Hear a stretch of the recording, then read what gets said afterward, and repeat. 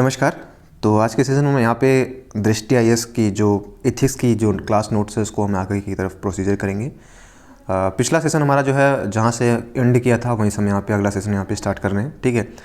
और ये नोट्स हैं, अभी मैं इसके PDF डाल दूँगा, ठीक है। अगर आप निकलवाना चाहें, निकलवा के पढ़ना चाहें तो डेफिनेटली आप इसको पढ़ सकते हैं। TN सेशन पर हमने ख़त्म किया था तो उसको हम यहाँ पर देखने का प्रयास करेंगे। TN सेशन का पूरा नाम तिरुनेल्ले नारायण अय्यर सेशन है। उनका जन्म 15 मई 1933 को पालघाट अर्थात केरल में निम्न मध्यवर्गीय परिवार में हुआ था। वे भारत के 10वें मुख्य चुनाव आयुक्त रहे। सेशन ने अपनी गंभीरता, निष्पक्षता और सख्ती से भारत में होने वाले चुनावों को शांतिपूर्वक संपन्न कराने में मुख्य योगदान दिया है। वहीं बात करें मुख्य चुनाव आयुक्त के रूप में उनका कार्यकाल 12 दिसंबर 1990 से 11 दिसंबर 1911 तक रहा। उन्होंने अपनी स्नातक की परीक्षा मद्रास के क्रिश्चियन कॉलेज से उत्तीर्ण की थी।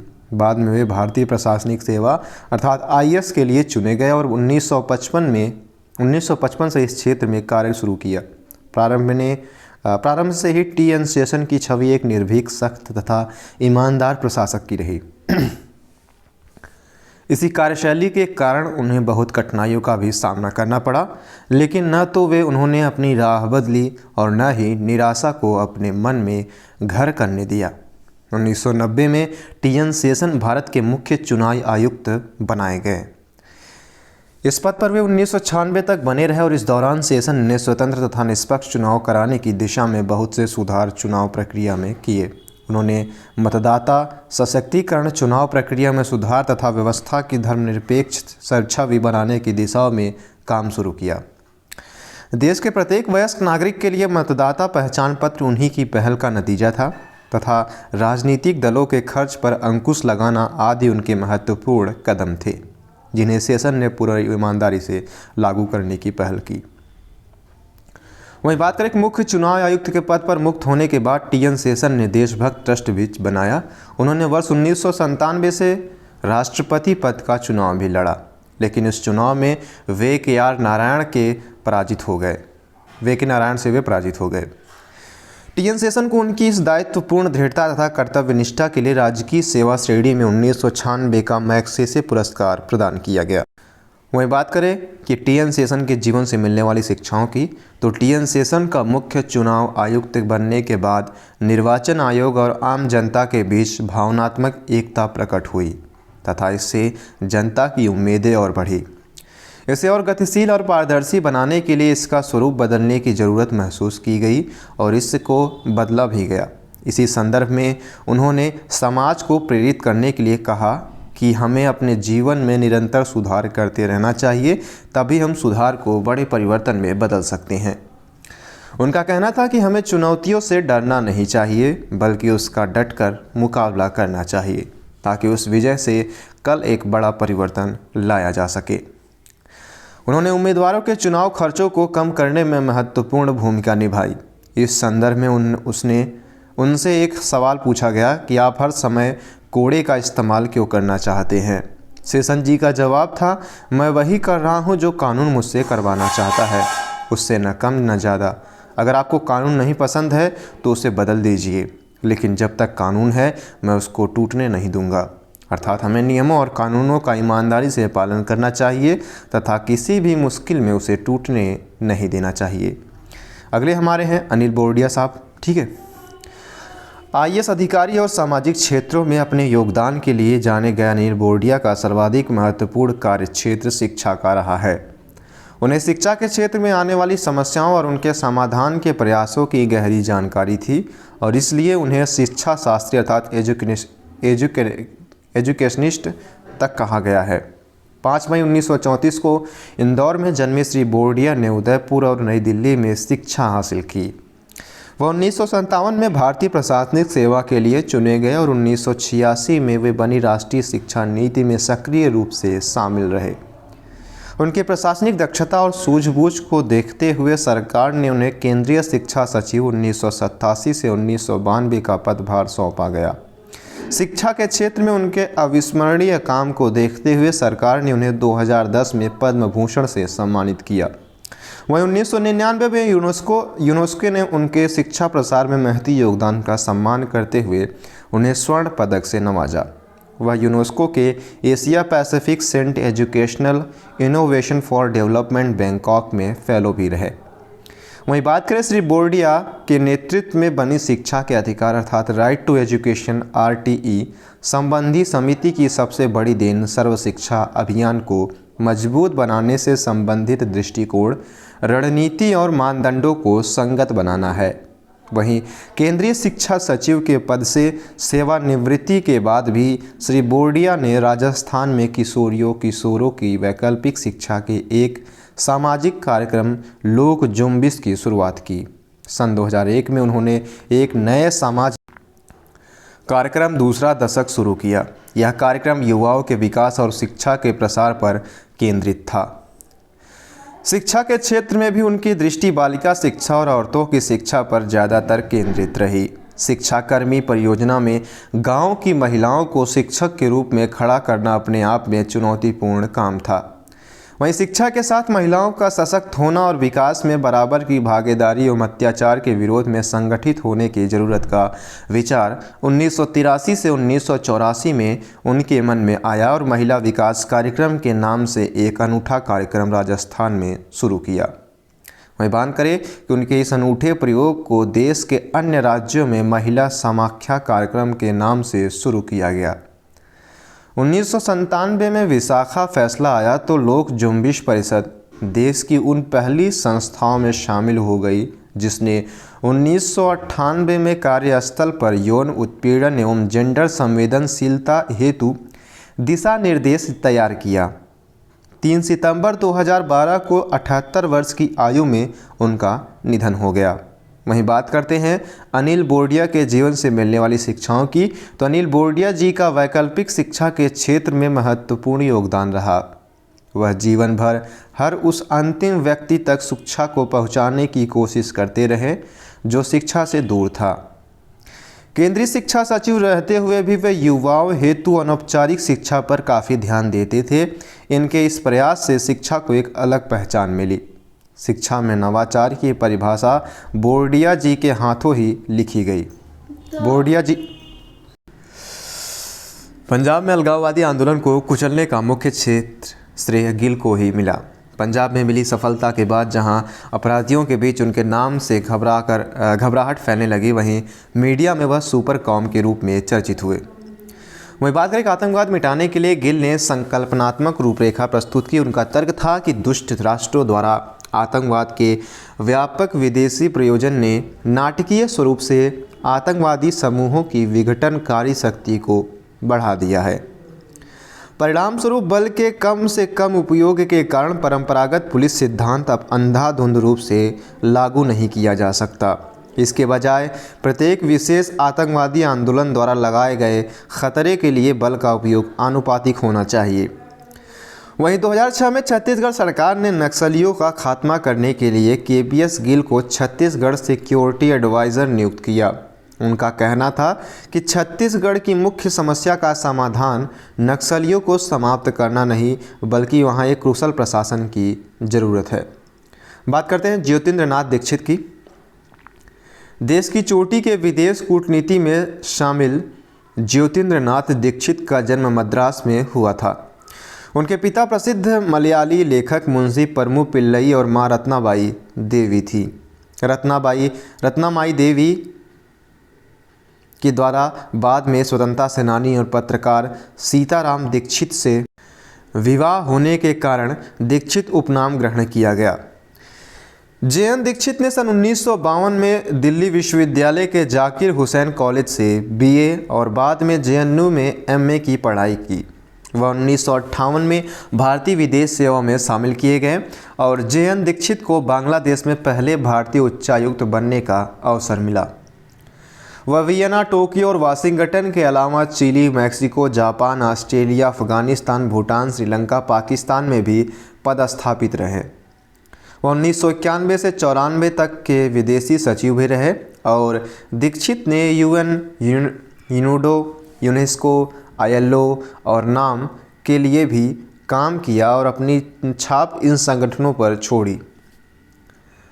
NAM, ठीक है। वह पहले राष्ट्रीय सुरक्षा सलाहकार बोर्ड के सदस्य भी रहे। उन्होंने कई किताबें भी लिखी।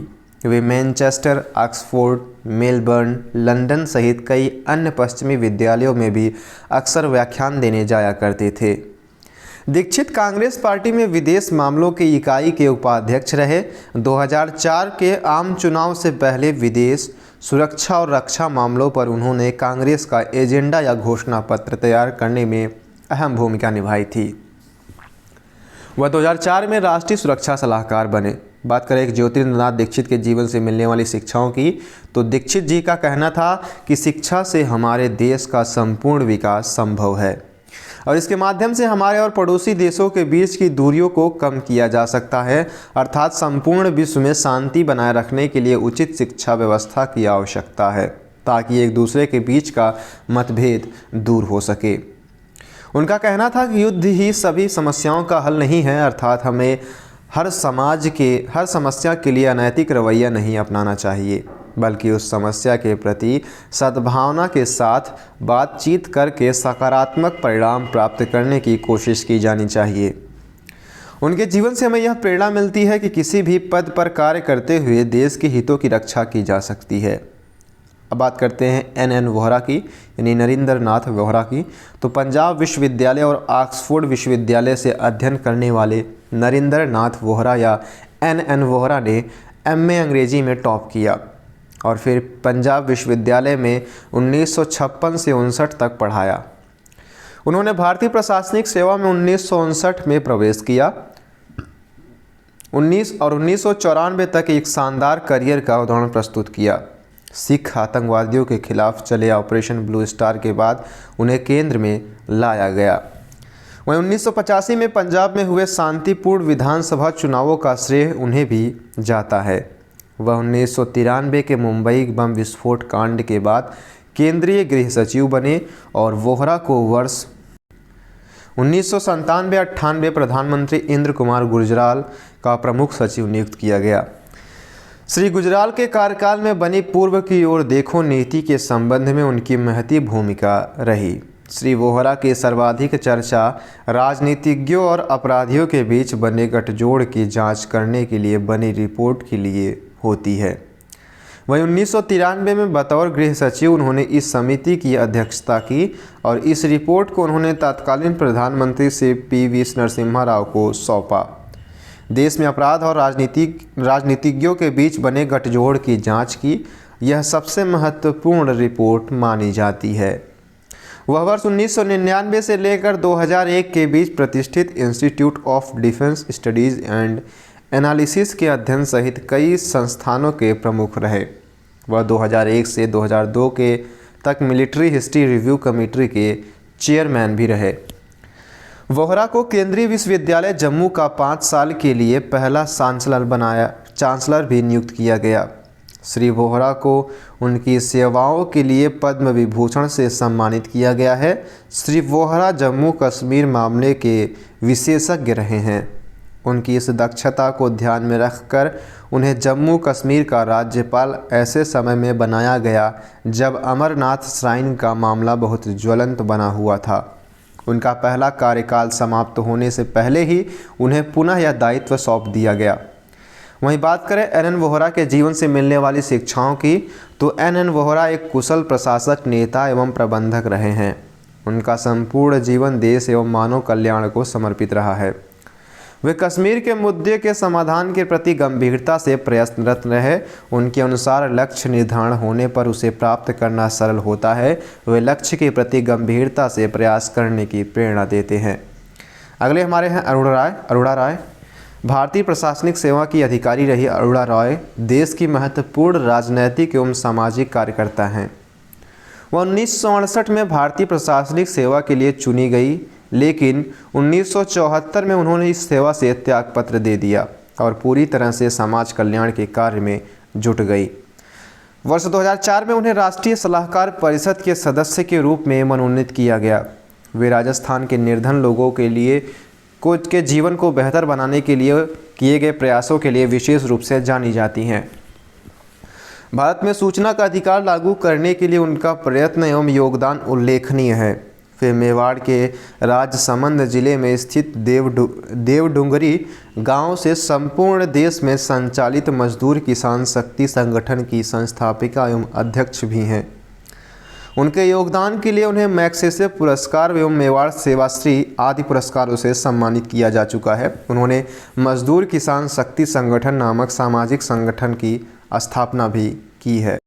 अब बात करते हैं हमारे अरुणा रॉय के जीवन से मिलने वाली शिक्षाओं की। अरुणा रॉय संवैधानिक अधिकारों एवं लोकतांत्रिक मूल्यों के पक्ष में संघर्षरत रहे। वे विशेष रूप से वंचित वर्गों के अधिकार के लिए कार्य करती हैं। उन्होंने लोकतंत्र को मजबूत बनाने एवं जनता को उसका सहभागी बनाने के लिए सूचना के अधिकार के लिए लड़ाई लड़ी। उन्होंने मजदूरों और किसानों को जागरूक करके उन्हें सचेत बनाया और लोकतंत्र के लिए उनका संघर्ष प्रेरणादायी है। भ्रष्टाचार एवं अन्याय के खिलाफ वे सामाजिक आंदोलनों में सक्रिय हैं। उन्होंने मजदूरों, महिलाओं, दलितों और आदिवासियों को संगठित करने का प्रयास किया। बात करें अरुणा रॉय लोकतंत्र, समानता, स्वतंत्रता, मानवता, सामाजिक न्याय एवं संवैधानिक अधिकारों के लिए संघर्ष की प्रेरणा देती है। वे कहती हैं कि सामूहिक निर्णय लेने और राजनीतिक जिम्मेदारी की ताकत केवल अन्य लोगों की क्षमता को पहचानने का सवाल नहीं है, यह स्वयं अपनी सीमाओं की भी पहचान कराता है। उनका मानना है कि किसी संगठन की आंतरिक और बाहरी नैतिकता एक समान होनी चाहिए। वे नैतिकता एवं मूल्यों को लोकतंत्र के लिए अनिवार्य मानती हैं। अगला बात करते हैं किरण बेदी की। तो डॉक्टर किरण बेदी भारतीय पुलिस सेवा की प्रथम महिला अधिकारी हैं। उन्होंने विभिन्न पदों पर रहते हुए अपनी कार्य कुशलता का परिचय दिया है। वे संयुक्त आयुक्त पुलिस प्रशिक्षण एवं तथा दिल्ली पुलिस स्पेशल आयुक्त अर्थात खुफिया के पद पर कार्य कर चुकी हैं। उनका जन्म 9 जून 1949 को अमृतसर में हुआ था और ऑल इंडिया और ऑल एशियन टेनिस चैंपियनशिप की विजेता भी रही हैं। वर्ष 1972 में किरण बेदी ने भारतीय पुलिस सेवा में चुने जाने के बाद नौकरी करते हुए भी अपनी पढ़ाई जारी रखी और सन 1988 में दिल्ली विश्वविद्यालय से कानून में स्नातक की उपाधि हासिल की। भारतीय पुलिस सेवा में पुलिस महानिदेशक अर्थात bureau of police research and development के पद पर पहुंचने वाली किरण एकमात्र भारतीय महिला थी जिसे यह गौरव हासिल हुआ। वहीं दिल्ली में पुलिस आयुक्त रहते उन्होंने तलवारें लहराती भीड़ का अकेले ही सामना करके देश भर में यह संदेश दे दिया था कि किसी ईमानदार अधिकारी को भीड़ और गुंडा तंत्र के दम पर नहीं डराया जा सकता। दिल्ली स्थित भारत की सबसे बड़ी जेल तिहाड़ में तैनाती के समय सुधारात्मक कदम उठाते हुए किरण बेदी ने अपनी एक अलग पहचान बना ली थी। जब किरण बेदी को 7,200 कैदियों वाली तिहाड़ जेल का महानिरीक्षक बनाया गया तो उन्होंने वहां एक नया मिशन चलाया। इसके अंतर्गत उन्होंने कैदियों के प्रति सुधारात्मक रवैया अपनाते हुए उन्हें योग, ध्यान, शिक्षा व संस्कारों की शिक्षा देकर जेलों में बंद कैदियों की ज़िंदगी में सुधार लाने का प्रयास किया। वहीं अगर बात करें कि 26 दिसंबर 2007 को उन्होंने पुलिस सेवा से स्वैच्छिक सेवानिवृत्ति ली। उस समय वे भारतीय पुलिस अनुसंधान एवं विकास ब्यूरो के महानिदेशक पद पर थी। किरण बेदी को उनकी उल्लेखनीय सेवाओं के लिए कई राष्ट्रीय व अंतर्राष्ट्रीय पुरस्कारों से सम्मानित किया गया। इनमें प्रेसिडेंट गैलेट्री अवार्ड 1979, सन 1994 में एशिया का नोबेल पुरस्कार कहा जाने वाला रमन मैग्सेसे पुरस्कार प्रमुख है। उनके जीवन पर बने वृत्तचित्र यस मैडम सर को भी कई पुरस्कार मिले। सन 1987 में किरण बेदी ने नवज्योति तथा 1994 में इंडिया विजन फाउंडेशन नामक संस्थानों की शुरुआत की। बात करते हैं किरण बेदी के जीवन से मिलने वाली शिक्षाओं की, जहां एक तरफ उन्होंने पुलिस की सख्त और निर्भय अधिकारी का उदाहरण पेश किया, वहीं इंसानियत की भावना से जुड़ा रूप उन्होंने तिहाड़ जेल के प्रबंधक में दिखाया। वहां उन्होंने कैदियों का जीवन ही बदल कर रख दिया। इनके नशा निवारण कार्यक्रमों, अपराधियों के सुधार के लिए उठाए गए कदमों तथा विभागों में सकारात्मक कार्यों के लिए उन्हें वर्ष 1994 का मैग्सेसे पुरस्कार प्रदान किया गया। उनका कहना था कि जो लोग समय रहते अपने जीवन का चार्ज नहीं ले लेते वे समय द्वारा लाठी चार्ज किए जाते हैं। अर्थात हमें किसी भी लक्ष्य को समय रहते ही सक्रियता के साथ प्राप्त कर लेना चाहिए, वरना समय व्यर्थ होने के बाद असफलता की लाठियाँ जीवन को कष्ट में बना देती है। जो लोग समय रहते अपना जीवन का चार्ज नहीं ले लेते हैं वे समय के द्वारा लाठी चार्ज किए जाते हैं। उनका कहना था कि हमें हमेशा वंचित वर्गों, गरीब, भूखे, अशिक्षित आदि की भलाई के लिए तत्पर रहना चाहिए ताकि हमारा समाज मानवता से दूर न हो। वहीं वेदी जी के अनुसार यदि हम किसी तरह का बदलाव चाहते हैं तो हमें किसी उच्च स्थान की आवश्यकता नहीं होनी चाहिए, बल्कि हम बदलाव की शुरुआत अपने घरों, आस पड़ोस की जगहों, बस्तियों, गांवों और स्कूलों से कर सकते हैं और एक बेहतर समाज का निर्माण कर सकते हैं।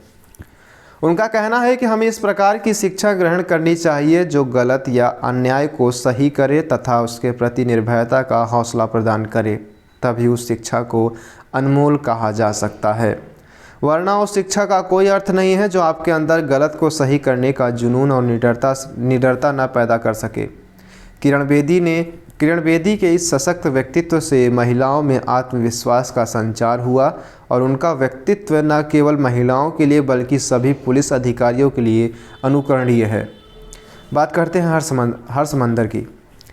भारतीय प्रशासनिक सेवा के पूर्व अधिकारी हर्ष मंदर की ख्याति सामाजिक कार्यकर्ता और लेखक के रूप में भी है। आईएएस सेवा में रहने के दौरान वह करीब 2 दशक तक मध्य प्रदेश छत्तीसगढ़ में नियुक्त रहे। श्री मंदर सूचना के अधिकार के लिए चले आंदोलनों के अगुवा लोगों में शामिल रहे हैं। उनका मुख्य काम सामूहिक हिंसा और भूख के शिकार लोगों की मदद करने से जुड़ा है। वह वर्तमान में सेंटर फॉर इक्विटी स्टडीज़ के निदेशक हैं। उन्हें सर्वोच्च न्यायालय ने भोजन के अधिकार मामलों में विशेष आयुक्त भी नियुक्त किया है। श्री मंदर विभिन्न सामाजिक मुद्दों और आंदोलनों से जुड़े हुए हैं और उनके सांप्रदायिक सद्भाव, आदिवासी, दलितों और विकलांगों के अधिकारों, सूचना के अधिकारों, हिरासत संबंधी मामलों में न्याय, बेघरों और बंधुआ मजदूरों पर दिए गए भाषणों एवं लेखों को ध्यान से पढ़ा जाता है। यह मानवाधिकार आयोग की एक समिति के सदस्य, एक्शन एड इंडिया के कंट्री निदेशक, state health resource centre Chhattisgarh के संस्थापक अध्यक्ष होने के अलावा कई सामाजिक संगठनों से जुड़े रहे हैं। वहीं श्री मंदर राष्ट्रीय सलाहकार परिषद में भी शामिल किए गए हैं। परिषद में उन्होंने भोजन के अधिकार, भू अधिग्रहण और पुनर्वास विधेयक, बाल बंधुआ मजदूर उन्मूलन, शहरी गरीबी और बेघर, फेरी वालों के अधिकार आदि महत्वपूर्ण मसलों पर काम किया है। वहीं श्री मंदर ने कई सामाजिक कार्यक्रम शुरू किए हैं। इनमें धर्मनिरपेक्षता, शांति और न्याय के लिए अमन बिरादरी, सांप्रदायिक हिंसा के शिकार लोगों के लिए न्याय गृह और फुटपाथ पर रहने वाले बच्चों के लिए दिल से, शहरी बेघरों के लिए हौसला अभियान शामिल है। वह बतौर शिक्षक भी IIM Ahmedabad, Saint Stephen's College, नई दिल्ली आदि के अनेक भारतीय एवं विदेशी संस्थानों से जुड़े हुए हैं। श्री मंदर को राजीव गांधी राष्ट्रीय सद्भावना अवार्ड से प्रदान किया गया है। बात करें हर्ष मंदर के जीवन से मिलने वाली शिक्षाओं की, तो उनका कहना था कि जो सही है उसे करने के लिए कभी भी डरना नहीं चाहिए। यदि समाज हमें उसे करने से रोके तो उसे छोटी से छोटी चोट समझकर निरंतर आगे बढ़ते रहना चाहिए। अंततः आपका सफल परिणाम उन सभी घावों को भर देगा। बात करें सामाजिक कार्यकर्ता तथा भारतीय प्रशासनिक सेवा के पूर्व अधिकारी के रूप में इन्होंने भूखमरी तथा विभिन्न प्रकार की हिंसक गतिविधियों से पीड़ित के पुनर्वास का महत्वपूर्ण कार्य किया।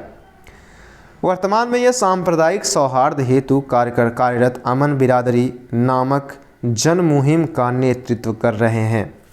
इसके अतिरिक्त न्याय गृह, दंगों तथा सांप्रदायिक हिंसा से पीड़ित लोगों के विधिक हक की लड़ाई, हौसला, जिसमें शहरी गरीबों के लिए आवास प्रदान करना जैसे कार्यक्रमों के अगुवा बन गए हैं। अगले हमारे हैं मंजू राजपाल। भारतीय प्रशासनिक सेवा में कार्यरत मंजू राजपाल का जन्म राजस्थान में 1 जून 1972 को हुआ था और उनकी मातृभाषा सिंधी है। देश के दलित समुदाय से संबंध रखने वाले चुनिंदा महिला IAS अधिकारियों में मंजू राजपाल को उनके हौसलों, प्रतिबद्धता और कार्य की प्रति समर्पण के लिए जाना जाता है।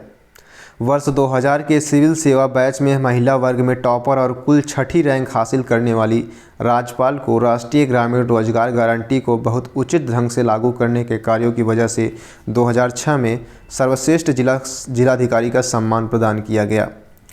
लेकिन उनका शुरुआती जीवन बहुत कठिनाइयों से भरा था। उनके पिता एक साधारण कारोबारी थे। राजपाल का परिवार परंपराओं में विश्वास करने वाला था।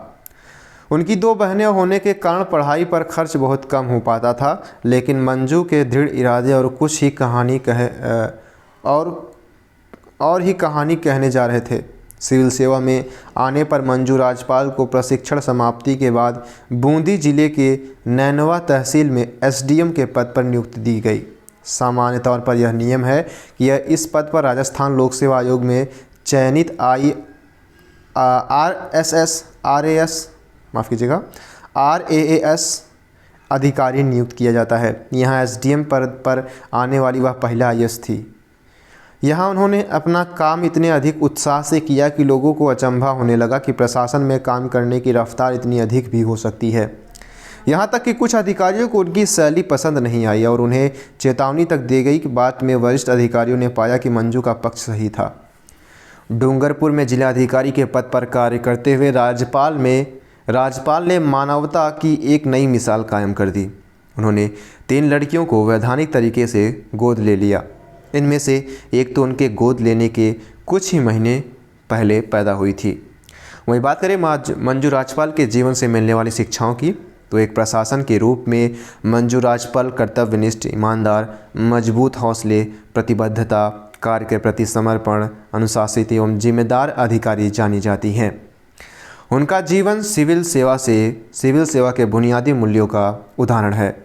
उन्होंने अत्यंत विषम परिस्थितियों में अपना लक्ष्य प्राप्त किया। विपरीत हालातों में संघर्ष करने वाली मंजू राजपाल अभावों के बीच भी हौसले से उड़ान भरने की प्रेरणा देती हैं। वे अपने दायित्व निर्वहन के दौरान भी सामाजिक सरोकार के प्रति जागरूक रहती हैं। उन्होंने 3 अनाथ बच्चियां गोद लेकर समाज को लड़कियों के प्रति संवेदनशील होने का संदेश दिया है। वहीं मंजू राजपाल का कहना है कि प्रत्येक व्यक्ति को अपने लक्ष्य के प्रति गंभीर रहकर सकारात्मक प्रयास करने चाहिए। वे मानती हैं कि व्यक्ति को कभी भी हौसला हारकर प्रयास करना नहीं छोड़ना चाहिए और मंजू राजपाल मानवीय मूल्यों एवं नैतिकता को सर्वोपरि मानती हैं। भ्रष्टाचार को रोकने के लिए आम जनता का सहयोग आवश्यक मानती हैं। वही हमारा अगला जो है वो है विश्व के महान प्रशासक यानी great administrator of the world को यहाँ पे हम देखने का प्रयास करेंगे, जिसके अंतर्गत पहला हमारा होगा नेपोलियन बोनापार्ट। तो चलिए देखते हैं नेपोलियन बोनापार्ट को। 15 अगस्त 1769 को नेपोलियन का जन्म कोर्सिका द्वीप की राजधानी आजाशियो में हुआ था। उनके जन्म के समय कार्सिका वासियों से फ्रांस के संबंध अच्छे नहीं थे, क्योंकि फ्रांस ने उस पर अनैतिक रूप से अधिकार कर लिया था। नेपोलियन स्वयं कहता है, जब मैं पैदा हुआ था तो मेरा देश मौत की घड़ियां गिन रहा था। नेपोलियन का पिता कार्लो बोनापार्ट एक निरुत्साही एवं आलसी व्यक्ति थे, जबकि उनका माता बहुत साहसी विदुषी महिला थी। बचपन से ही नेपोलियन की माता ने उनकी पढ़ाई लिखाई में बहुत सहायता की और वे उसे बचपन से ही वीरों की कहानियाँ सुनाया करती थी। जबकि नेपोलियन इसके विपरीत अत्यंत ही उदंड, पढ़ाई से दूर भागने वाला, क्रांतिकारी व्यवहार वाला बालक था। उसके इस उदंड व्यवहार के कारण उसके पिता ने नेपोलियन को एक सैनिक स्कूल में भर्ती करवा दिया। उसके बाद तोपखाने से संबंधित विषयों का अध्ययन करने के लिए उसने पेरिस की एक कॉलेज में प्रवेश लिया। उसकी प्रतिभा को देखकर फ्रांस के राजकीय तोपखाने में उसे सब लेफ्टिनेंट का पद मिल गया। अपने अदम्य साहस और वीरता के कारण वह 27 वर्ष की अवस्था में फ्रेंच आर्मी ऑफ इटली का सेनापति बनकर सार्डिनिया पर विजय प्राप्त करने के लिए गया। अपने युद्ध कौशल से उसने सार्डिनिया को आत्मसमर्पण करने पर विवश कर दिया और सार्डिनिया से अनेक जीते हुए क्षेत्रों को फ्रांस को सौंप दिया। इसके बाद नेपोलियन का विजय अभियान ऑस्ट्रिया पर आक्रमण करके ऑस्ट्रिया के सम्राट कैंपो फोर्मियो को संधि शर्तों को स्वीकार करने हेतु विवश करना था। भारत पर आक्रमण का विचार लिए वह भारत की ओर बढ़ रहा था, लेकिन ब्रिटिश नौसेना की शक्ति के आगे नेपोलियन परास्त हो गया। वहीं फ्रांस की भूमि पर लौटने पर उसने अपनी राजनीतिक तरीकों में नई कंसुलेट सरकार का गठन किया और अपने आप को वहां का शासक घोषित कर दिया। फ्रांसीसी जनता ने उसे स्वीकार कर लिया तथा उसने देश में नवीन संविधान लागू कर दिया। तत्पश्चात सीनेट ने अपने प्रस्ताव में नेपोलियन को फ्रांस के सम्राट के रूप में स्वीकृति दे दी और नेपोलियन ने शिक्षा के क्षेत्र में भी महत्वपूर्ण सुधार किए, जिसमें उसने प्राथमिक शिक्षा अनिवार्य करने के लिए प्राथमिक पाठशालाएं खोली और कई स्थानों में फ्रेंच लैटिन भाषा के साथ साथ विज्ञान के अध्ययन अध्यापन के लिए अनेक शिक्षा केंद्रों का निर्माण किया। वहीं अगर बात करें कि मित्र राष्ट्रों की गठबंधन सेना से वाटरलू के युद्ध में उसे पराजय का सामना करते हुए इंग्लैंड के सामने आत्मसमर्पण करना पड़ा, जिसके परिणाम स्वरूप उसे सेंट हेलेना द्वीप में भेज दिया गया। वहां जीवन बिताते हुए नेपोलियन ने मृत्यु से पहले अपनी वसीयत में यह लिखा था कि मुझे सोन नदी के तट पर फ्रांस की जनता के बीच दफनाया जाए, जिससे कि मैं बहुत अधिक प्रेम करता हूँ। वहीं बात की जाए कि नेपोलियन बोनापार्ट के जीवन से मिलने वाली शिक्षाओं की, तो एक कुशल सैन्य अधिकारी और राजनीतिक नेता के रूप में नेपोलियन का जीवन असाधारण उपलब्धियों से भरा रहा। उनका कहना था कि अवसर के बिना काबिलियत कुछ भी नहीं है। नेपोलियन निश्चय ही विश्व की श्रेष्ठतम शासक था और अल्पकाल में ही उसने अपनी असाधारण प्रतिभा, महत्वाकांक्षा, कार्यक्षमता एवं साहस से फ्रांस का सम्राट बनने तक का सफ़र तय किया। उनका कहना था कि असंभव शब्द सिर्फ बेवकूफ़ों के शब्दकोश में पाया जाता है। नेपोलियन के जीवन में असंभव शब्द का कोई स्थान नहीं था। नेपोलियन में कार्य करने की महान शक्ति, तीव्र अंतर्दृष्टि, साहस और उत्तरदायित्व की भावना के साथ साथ महान सैनिक के ऐसे गुण थे जिनका विश्लेषण करना संभव नहीं। एक प्रशासक एवं नेता के रूप में उसका जीवन प्रेरणादायी है। सफल होने एवं लक्ष्य प्राप्त करने के लिए प्रेरित करने के लिए नेपोलियन का कहना था, जीत उसे मिलती है जो हमेशा दृढ़ रहता है। वहीं नेपोलियन के अनुसार जिसे विजय प्राप्ति का संदेह हो उसकी हार निश्चित होती है। महान, शक्तिशाली, आत्मविश्वासी शासक के रूप में वह फ्रांस और यूरोप का ही नहीं अपितु विश्व के इतिहास को भी अपने व्यक्तित्व के गुणों से प्रभावित करता है। बात करते हैं मिखाइल गोर्बाचेव की। तो मिखाइल सर्गेयविच गोर्बाचेव का जन्म 2 मार्च 1931 को दक्षिणी रूस में हुआ था। वे पढ़ाई लिखाई में इतने दक्ष थे कि उन्हें मॉस्को स्टेट विश्वविद्यालय के विधि विभाग में प्रवेश लेने के लिए न तो कोई परीक्षा देनी पड़ी और न ही कोई इंटरव्यू देना पड़ा। मार्च 1985 में गोर्बाचेव सोवियत संघ की कम्युनिस्ट पार्टी के महासचिव के पद पर निर्वाचित हुए। उन्होंने सत्ता संभालते ही देश में लोकतांत्रिकरण की प्रक्रिया शुरू कर दी, जिसको पेरेस्ट्रोइका यानी समाज के पुनर्गठन का नाम दिया गया। इसके अंतर्गत उन्होंने सोवियत समाज को पारदर्शी बनाने और इसमें खुलेपन का वातावरण पैदा करने के लिए भरसक प्रयास किए। उसके बाद देश में लोकतंत्रीकरण की ऐसी पवन चली कि आम लोग अपने आप को आज़ाद महसूस करने लगे। वहीं 1990 में सोवियत संघ के इतिहास में पहली बार स्वतंत्र संसदीय चुनाव का आयोजन किया गया। 15 मार्च 1990 को मिखाइल गोर्बाचेव सोवियत संघ के पहले राष्ट्रपति के पद पर निर्वाचित हुए। सन 1985 से 1991 तक उनकी नई नीति की बदौलत इस अवधि में सोवियत संघ और पश्चिमी देशों के बीच संबंधों में मूलभूत परिवर्तन आया। पश्चिमी के साथ साझेदारी की इस नीति ने शीत युद्ध और परमाणु हथियारों की दौड़ को समाप्त करने और जर्मनी के एकीकरण में निर्णायक भूमिका निभाई। अपने देश और पूरे विश्व में सुधार लाने के लिए की गई सेवाओं के लिए मिखाइल गोर्बाचेव को अक्टूबर 1990 में नोबेल शांति पुरस्कार से सम्मानित किया गया। वहीं 25 दिसंबर 1991 को मिखाइल गोर्बाचेव ने राज्य प्रमुख के पद से इस्तीफा दे दिया, लेकिन इसके साथ उनके राजनीतिक जीवन का अंत नहीं हुआ। 1992 में उन्होंने सामाजिक, आर्थिक और राजनीतिक शोधों के लिए एक अंतर्राष्ट्रीय संस्थान की स्थापना की, जिसको गोर्बाचेव फाउंडेशन भी कहा जाता है। वहीं मिखाइल गोर्बाचेव रूस के राजनीतिक जीवन में सक्रिय रूप से भाग लेते रहे।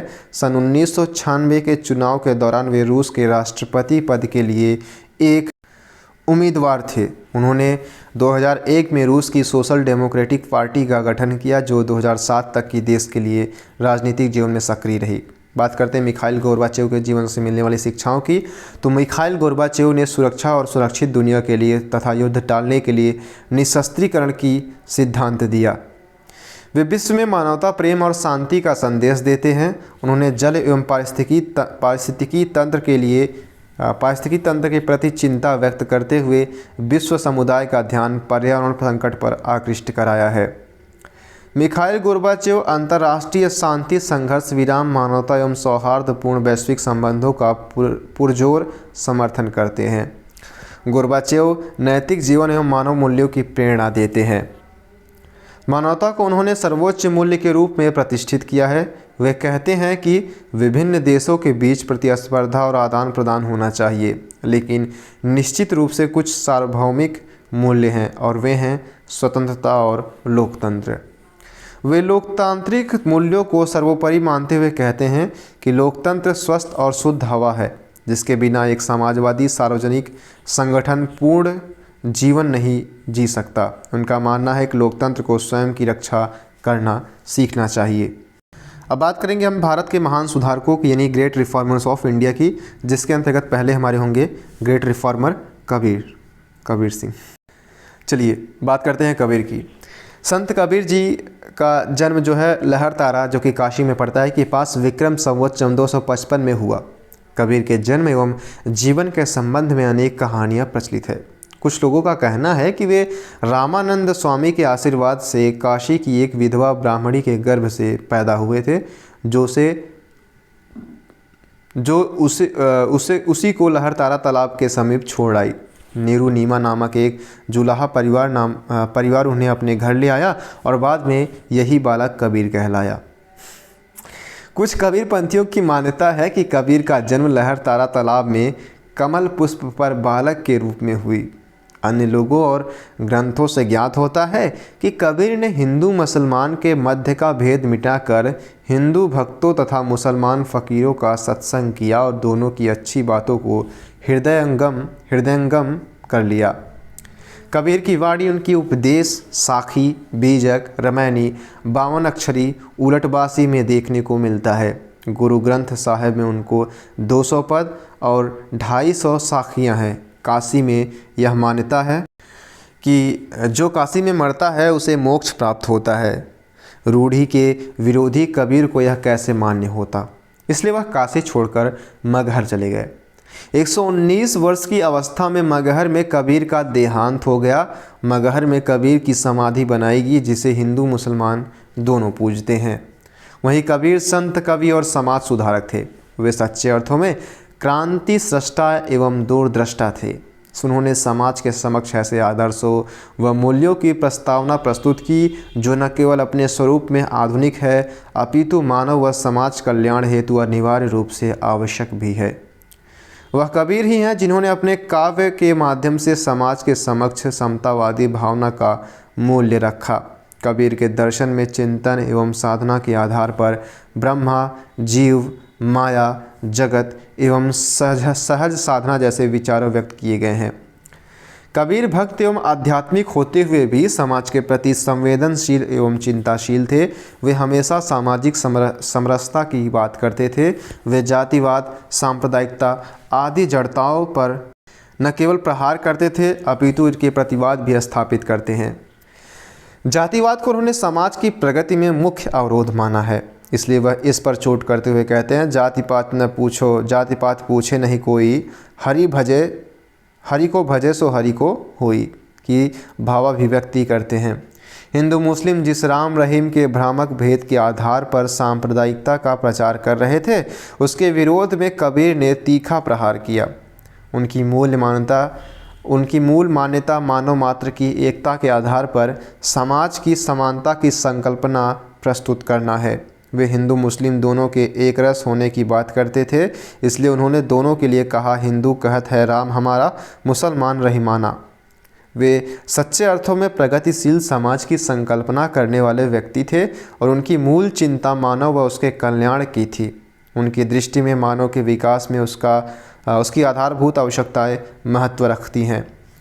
कबीर के काव्य में सामाजिक चेतना सकल समाज के व्यापक कल्याण की है, जिसमें क्या मुस्लिम, क्या हिंदू, क्या नाथ, क्या सिद्ध, क्या भी संप्रदाय, किसी भी जाति व किसी भी क्षेत्र की भेदमूलक व्यवस्था उनके प्रतिवाद के दायरे से बाहर नहीं रह पाई। कबीर प्राणी मात्र के प्रति प्रेम पर बल देते हैं। वे सभी प्राणी यानी मानव, पशु, जीव जंतु के कल्याण की बात करते हैं।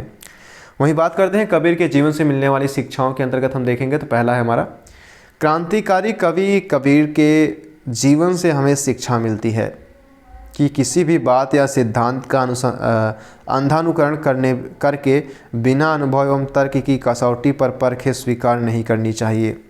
तू कहता कागज की लेखी, मैं कहता आखिन की देखी, यह पंक्ति तर्क, अनुभव एवं जीवन की दृष्टि से साथ ही स्वीकार करने की शिक्षा देने वाली है। कबीर के विचार ऊंच नीच के भेद का विरोध करते हैं, जाति प्रथा को अस्वीकार करते हैं और समानता, प्रेम और बंधुत्व की शिक्षा देते हैं। जाति न पूछो साधु की, पूछ लीजिए ज्ञान, मोल करो तलवार का, पड़ा रहन दो म्यान। यह कहते हुए वे जाति व्यवस्था को सिरे से खारिज करने की प्रेरणा देते हैं। कबीर धार्मिक आडंबरों एवं रूढ़िवादिता पर कड़ा प्रहार करते हुए कहते हैं, पाहन पूजे हरि मिले तो मैं पूजू पहाड़, ताते यह चाकी भली पीस खाए संसार।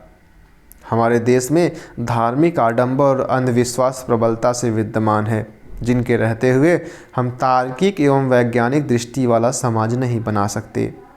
कबीर हमें इन आडंबरों से तार्किकतावाद के साथ मुक्त होने की शिक्षा देते हैं। वहीं आज जबकि भ्रष्टाचार का बोलबाला है, हर कोई धन संचय के प्रयास में लगा हुआ है, ऐसे उपभोक्तावादी समाज में कबीर भारतीयों में नैतिक मूल्यों की स्वीकार्यता का संदेश देते हुए कहते हैं कि साई इतना दीजिए जामे कुटुंब समाए, मैं भी भूखा न रहूं साधु न भूखा जाए। कबीर धन संचय की बजाय बुनियादी ज़रूरतों को पूरा करते हुए लालच की प्रवृत्ति पर रोक लगाने का संदेश देते हैं।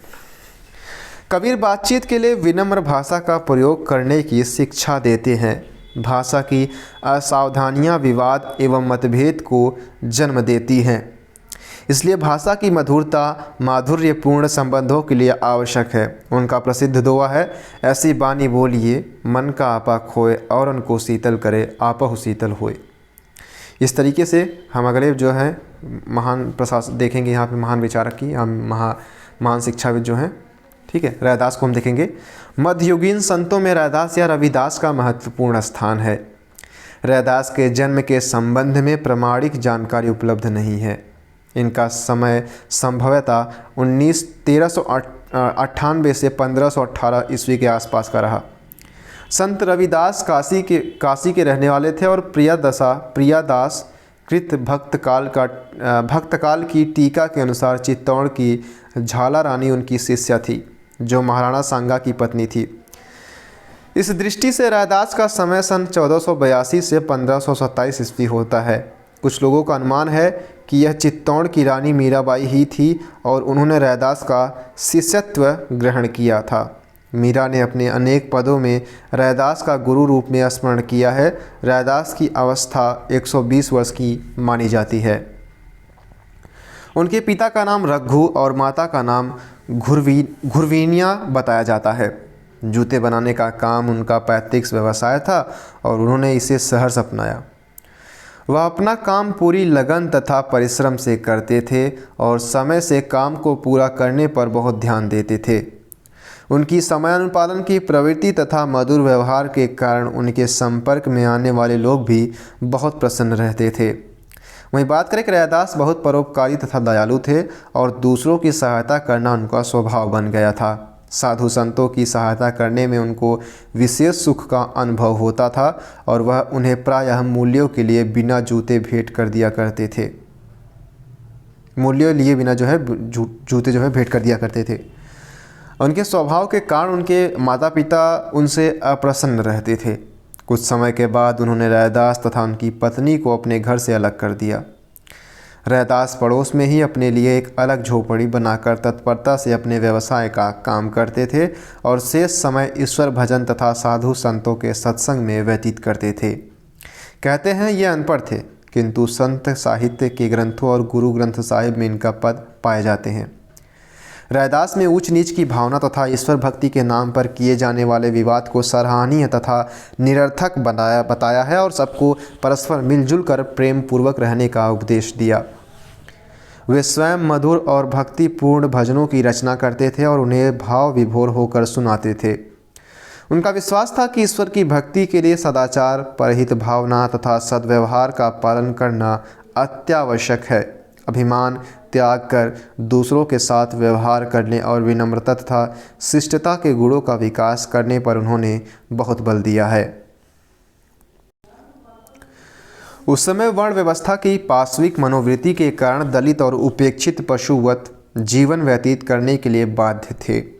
यह अमानवीय व्यवस्था उनकी मानसिकता को उद्वेलित करती थी। संत रैदास की सामान्यवादी चेतना इसी का परिणाम है। उनकी स्वानुभूतिमय चेतना ने भारतीय समाज में जागृति का संचार किया और उनके मौलिक चिंतन ने शोषित और उपेक्षित वर्गों में आत्मविश्वास का संचार किया। वहीं बात करें कि वर्णाश्रम धर्म को समूल नष्ट करने का संकल्प कुल और जाति की श्रेष्ठता का मिथ्या और सिद्धि संत रैदास द्वारा अपनाए गए समन्वयवादी मानव धर्म का ही एक अंग है, जिसे उन्होंने मानवतावादी समाज के रूप में संकल्पित किया था। वहीं संत रैदास ने समाज के कल्याण के लिए बेगमपुरा की अवधारणा दी और बेगमपुरा एक ऐसे क्षेत्र की कल्पना है जहां कोई गम नहीं, यानी बेगम है। इसी से इस क्षेत्र का नाम बेगमपुरा है। इस बेगमपुरा में ऊंच नीच का कोई स्थान नहीं है। इस बेगमपुरा में सब बराबर हैं। संत कबीर रैदास उन महान संतों में अग्रणी थे जिन्होंने अपनी रचनाओं के माध्यम से समाज में व्याप्त बुराइयों को दूर करने में महत्वपूर्ण योगदान दिया। वही बात करते हैं रैदास के जीवन से मिलने वाली शिक्षाओं की, तो संत रैदास के उपदेश समाज कल्याण एवं उत्थान के लिए मार्गदर्शक सिद्धांत हैं। उन्होंने अपने व्यवहार और आचरण से यह प्रमाणित कर दिया है कि मनुष्य अपने जन्म एवं व्यवसाय के आधार पर नहीं, बल्कि विचारों की श्रेष्ठता, समाज के हित एवं मानव कल्याण की भावना से प्रेरित कार्य तथा सद्व्यवहार से महान बनता है। जन्मजात मत पूछिए, कहा जात अरुपात, रविदास पुत सब प्रभ के, कोउ नहीं जात कुजात। उपरोक्त पंक्तियाँ कहकर रैदास जाति पाति की संकीर्ण मानसिकता पर प्रहार करते हुए मानवता को ही महत्व देने की बात कहते हैं। जाति और धर्म के मिथ्याभिमान के मध्य समाज में समता एवं मानवता के मूल्य को प्रमुख मूल्य स्वीकार करने की प्रेरणा रैदास के दोहों में मिलती है। वहीं रैदास ने सदाचार, परहित भावना, सद्व्यवहार, विनम्रता एवं शिष्टता के गुणों के विकास पर बहुत अधिक बल दिया है।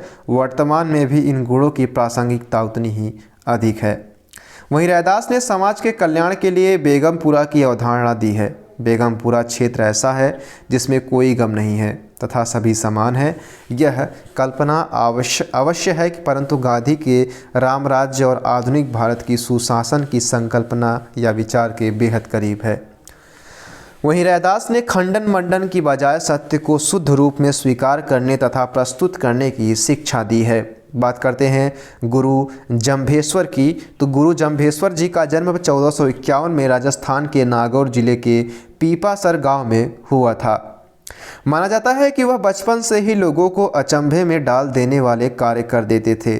संभवतः इसी कारण वे जाम्भा अर्थात अचंभा जी कहलाने लगे। जब ये लगभग 16 साल के थे तब इनकी भेंट गुरु गोरखनाथ जी से हुई। श्री गुरु जंभेश्वर जी की शब्दवाणी से पता चलता है कि उन्होंने विवाह नहीं किया था। बाद में गुरु जंभेश्वर जी समराथल नामक रेतीली टेली पर रहने लगे। समराथल पर रहते हुए उन्होंने 34 साल की आयु में बिश्नोई समाज की स्थापना की। बिश्नोई का आशय 29 से है। उन्होंने अपने समुदाय के लिए 29 नियम बनाए। इसके लिए उस समुदाय को बिश्नोई अर्थात विश यानी 20 और नाई मतलब 9 कहा गया। इस नियम का पालन करने को बिश्नोई कहा गया। इसमें 8 जैव विविधता, 7 सामाजिक व्यवहार, 10 व्यक्तिगत साफ सफाई एवं स्वास्थ्य और 4 ईश्वर की पूजा से संबंधित है। इनमें से कुछ नियम इस प्रकार हैं। पहला, शील संतोष रखना। दूसरा, सुबह शाम प्रार्थना करना। तीसरा, पानी छान कर पीना और झूठ नहीं बोलना। चौथा, दया नम्रता रखना। पांचवा, निंदा नहीं करना। छठवां, झूठ नहीं बोलना। सातवां, वाद विवाद से बचना। आठवां, प्राणियों पर दया करना। नौवां, हरे वृक्ष की नहीं काटना। 10वां, नीले रंग के वस्त्र नहीं पहनना। 11वां, तंबाकू, भांग आदि का सेवन नहीं करना आदि। गुरुजी ने अकाल पीड़ितों और गरीबों की अन्नदान से सहायता करके लोगों को मानवता की शिक्षा दी। उन्होंने पेड़ों के संरक्षण और मानवेतर प्राणियों को बचाने पर बल दिया। वह मानते थे कि प्रकृति के साथ हमें शांतिपूर्ण सह अस्तित्व के साथ रहना होगा। सन 1536 में उनका निधन हो गया। उनकी शिक्षाओं का उनके समाज पर गहरा असर है। इसका प्रमाण यह है कि सन 1730 में जोधपुर में स्थानीय हरे पेड़ खेजड़ड़ी को काटने से बचाने के लिए 363 लोगों, जिनमें महिलाएं और बच्चे तक शामिल थे, ने अपने प्राणों की आहुति दे दी। ये पेड़ स्थानीय महाराज के महल को बनवाने के लिए काटे जा रहे थे। विरोध स्वरूप ये लोग पेड़ों से चिपक गए। जब महाराज को यह बात पता चली तो उन्होंने फौरन अपना आदेश वापस ले लिया और इस कुकृत्य के लिए क्षमा मांगी। यह घटना हमें आज के दौर के प्रसिद्ध चिपको आंदोलन को याद दिलाती है। बात करते हैं गुरु जम्भेश्वर के जीवन से मिलने वाली शिक्षाओं की। तो विश्व की प्रथम पर्यावरणविद और मध्यकाल की महान विभूति गुरु जम्भेश्वर ने पेड़ पौधों की रक्षा करो, जीवों की रक्षा करो, प्रकृति की रक्षा करो जैसे पर्यावरण संरक्षण के सिद्धांत दिए। वही वर्तमान में जबकि पर्यावरण प्रदूषण सबसे प्रमुख समस्या के रूप में समक्ष खड़ी है, गुरु जम्भेश्वर की शिक्षाएं अत्यधिक प्रासंगिक हैं। वहीं गुरु जम्भेश्वर ने 29 धर्म नियमों का आचरण संहिता में नीति, आचार एवं नैतिकता संबंधी मापदंडों का उल्लेख किया है। इन नियमों में पर्यावरण की सुरक्षा, स्वास्थ्य की सुरक्षा, बाह्य एवं आंतरिक पवित्रता, नशा निषेध, सात्विक वृत्ति, शील और संतोष का पालन करना, काम क्रोध पर नियंत्रण आदि को सम्मिलित किया है। गुरु जम्भेश्वर ने अपने नैतिक दर्शन में क्षमा और दया की भावना को अत्यधिक महत्व दिया है। वे धैर्य, प्रेम और सहयोग, सद्गुण, सद्व्यवहार की शिक्षा देते। उन्होंने जाति प्रथा का दृढ़तापूर्वक विरोध किया। वे ऊंच नीच व छोटे बड़े की भावना को अस्वीकार करते हैं। उनका मत है कि जातिवाद, सांप्रदायिकता, क्षेत्रवाद, भाषावाद, अलगाववाद, नक्सलवाद, आतंकवाद और भाई भतीजावाद देश एवं समाज की एकता और अखंडता के लिए बहुत बड़े खतरे हैं। वहीं गुरु जम्भेश्वर ने अपने दर्शन में समानता और स्वतंत्रता को बहुत अधिक महत्ता दी है। गुरु जम्भेश्वर ने अपने विचारों में सामाजिक पर्यावरण और सामाजिक व्यवस्था में संतुलन को यथेष्ट स्थान दिया है। उन्होंने सत्य और अहिंसा को मनुष्य के लिए अनिवार्य नैतिक नियम माना है। वे अपने उपदेशों एवं वाणियों में सत्यनिष्ठ आचरण एवं नैतिक मूल्यों के पालन का संदेश देते हैं। उन्होंने प्रकृति के प्रत्येक घटक और सोपान को सुरक्षित और परस्पर उनमें संतुलन रखने की प्रेरणा दी है। उनके जीवन से शिक्षा मिलती है कि पृथ्वी का प्रत्येक प्राणी सुरक्षित रहे और सभी को सतत विकास का अवसर मिले। वहीं गुरु जम्भेश्वर के नियमों और सिद्धांतों की आज के युग में पहले से ज़्यादा उपयोगिता और प्रासंगिकता है। बात करते हैं संत एकनाथ की। तो संत एकनाथ महाराष्ट्र के प्रसिद्ध संतों में ख्याति प्राप्त हैं। ये अगले हैं हमारे संत, ठीक है। महाराष्ट्रीय भक्तों में नामदेव के पश्चात दूसरा नाम संत एकनाथ का ही आता है। इनका जन्म पैठड़ में हुआ था। इनका समय 1533 ईस्वी से 1599 ईस्वी के बीच माना जाता है। ये वर्ण से ब्राह्मण जाति के थे। इन्होंने जाति प्रथा के विरुद्ध आवाज़ उठाई तथा अनुपम साहस के कारण कष्ट भी सहे। इनकी प्रसिद्धि भागवत पुराण के मराठी कविता में अनुवाद के कारण हुई। दार्शनिक दृष्टि से ये अद्वैतवादी थे। ऐसी मान्यता है कि संत एकनाथ अपने माता पिता को खो चुके थे।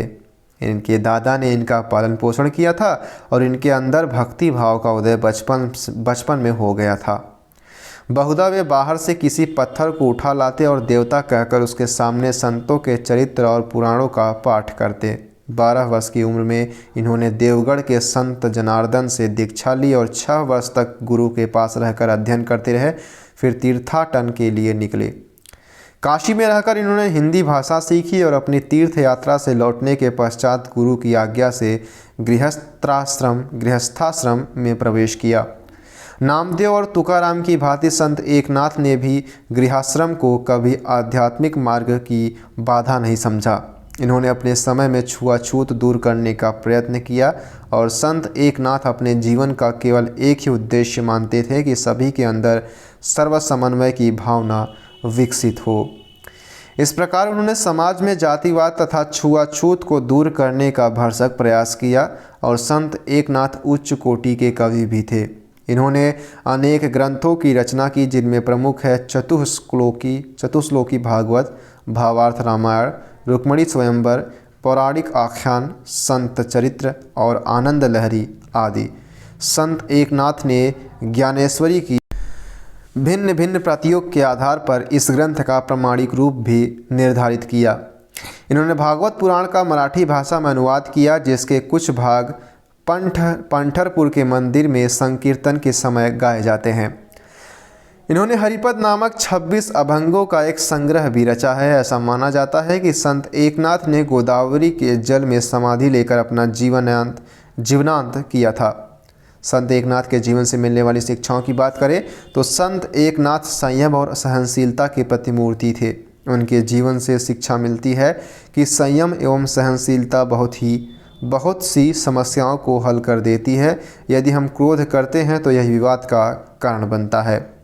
संत एकनाथ ने आजीवन अछूतों के उद्धार के लिए कार्य किया। वे जातिगत भेदभाव से मुक्त होकर मानवता को महत्व देने की प्रेरणा देते हैं। संत एकनाथ अपने जीवन का एकमात्र ही उद्देश्य मानते थे कि सभी के अंदर सर्वसमन्वय की भावना विकसित हो। वर्तमान में भी सर्वसमन्वय की आवश्यकता है, इसलिए संत एकनाथ के विचार उतने ही प्रासंगिक है। वे मानव प्रेम, सेवा, सद्व्यवहार, मीठी वाणी और विनम्रता, त्याग को अपने जीवन में अपनाने की प्रेरणा देते हैं।